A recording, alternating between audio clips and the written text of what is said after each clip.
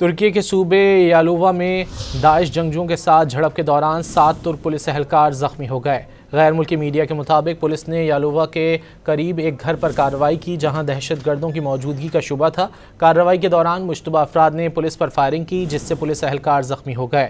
گزشتہ ہفتے ترک پولیس نے 115 مشتبہ داعش ارکان کو گرفتار کیا تھا جن پر کرسمس اور نئے سال کی تقریبات کے دوران حملوں کی منصوبہ بندی کا الزام تھا۔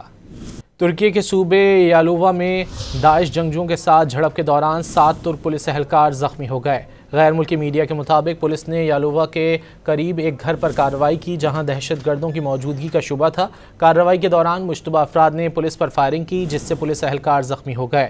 گزشتہ ہفتے ترک پولیس نے 115 مشتبہ داعش ارکان کو گرفتار کیا تھا جن پر کرسمس اور نئے سال کی تقریبات کے دوران حملوں کی منصوبہ بندی کا الزام تھا۔ ترکی کے صوبے یالووا میں داعش جنگجوؤں کے ساتھ جھڑپ کے دوران 7 ترک پولیس اہلکار زخمی ہو گئے۔ غیر ملکی میڈیا کے مطابق پولیس نے یالووا کے قریب ایک گھر پر کارروائی کی جہاں دہشت گردوں کی موجودگی کا شبہ تھا۔